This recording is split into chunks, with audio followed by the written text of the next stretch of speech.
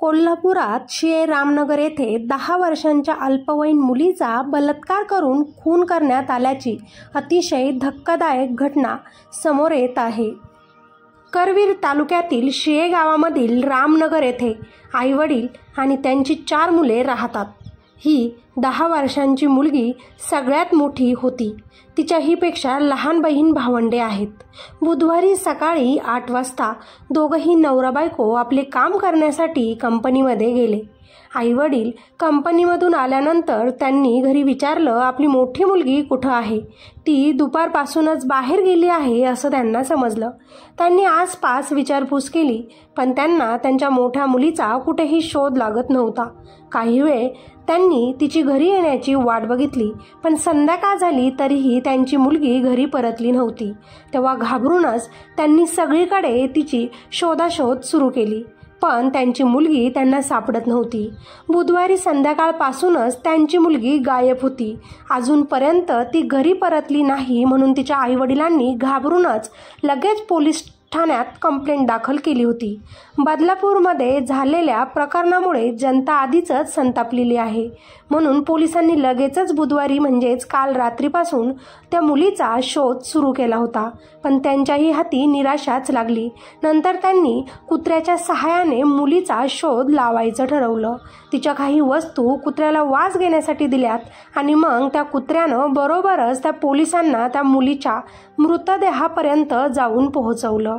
आज गुरुवारी दुपारी 1च्या सुमारास तिचा मृतदेह रामनगर शेजारील एका हॉटेलच्या शेजारी ऊसाच्या शेतवाडीमध्ये आढळून आला आहे। तिच्या अंगावर एकही कपडा नव्हता। चप्पल दुसरीकडेच पडलेली होती तर अंगावरचे तिचे कपडेही दुसरीकडे अस्तव्यस्त पडले होते। हत्या करण्यापूर्वीच त्या मुलीवर लैंगिक अत्याचार करण्यात आले आहेत असाही संशय आहे। त्या अनुषंगाने पोलिसांकडून तपास करण्यात येत आहे। मुलीचा मृतदेह पोस्टमार्टमसाठी रुग्णालयात पाठवण्यात आलेला आहे। त्यानंतरच अधिक माहिती आपल्या समोर येणार आहे। या प्रकरणात संशयितांना पोलिसांनी ताब्यात घेतल्याची माहिती सुद्धा आत्ताच समोर येत आहे। पोलीस अधीक्षक महेंद्र पंडित हे घटनास्थळी दाखल झाले असून ते संपूर्ण या घटनेचा आढावा घेत आहेत। त्यातली त्यातच आज कोल्हापूरमध्ये आपल्या लाडक्या बहिणींना भेटायला शिंदे साहेब सुद्धा तिथे गेलेले आहेत आणि पवार साहेब पण, आणि त्यातच हे प्रकरण असे उघडकीस आलेले आहेत। काही दिवसांपासून हा प्रकार जरा जास्तच वाढत आहे। बदलापूरमध्ये कुठे 2 चिमुरड्या कळ्यांना चुरगाळलं गेलं।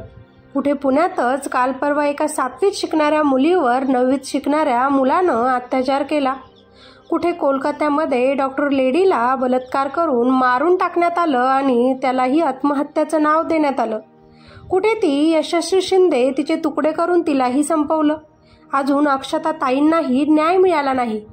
अजून या छोट्या छोट्या मुली यांना काहीही कळत नसतानाही त्यांच्यासोबत आता अशा या घटना घडत आहेत। मला सांगा, आपल्या मुली सुरक्षित आहे का? लाडक्या बहिणी करत बसण्यापेक्षा त्या बहिणींना काय महत्त्वाचं आहे त्यांचं संरक्षण करायची काहीतरी योजना सरकारनं काढावी, म्हणजे हे गुन्हे घडणार नाही। हा महाराष्ट्र बदलापूरच्या धक्क्यातूनच अजून सावरत असताना कोल्हापुरात ही नवीन घटना घडली आहे। जर जागीच फाशी देण्यात आली असती, प्रत्येकाला त्याची शिक्षा वेळेत मिळत गेल्या असत्या तर असे गुन्हेगार तयार झालेच नसते। अजूनही मुलींच्या संरक्षणासाठी काहीतरी करा, डोळे उघडा आणि भरचौकात अशा गुन्हेगारांना फाशीची शिक्षा द्या। तडपून त्यांना मारा। शिवाजी महाराजांचे मावळे होऊन न्याय द्यायचे काम करा, म्हणजेच खरा या स्त्रियांनाही न्याय मिळेल। मित्र आणि मैत्रिणींनो, तुम्हाला काय वाटतं खाली नक्कीच मला कॉमेंट बॉक्समध्ये सांगायला विसरू नका। स्पष्टपणे आपले मत लिहायला देखील अजिबात घाबरू नका। धन्यवाद।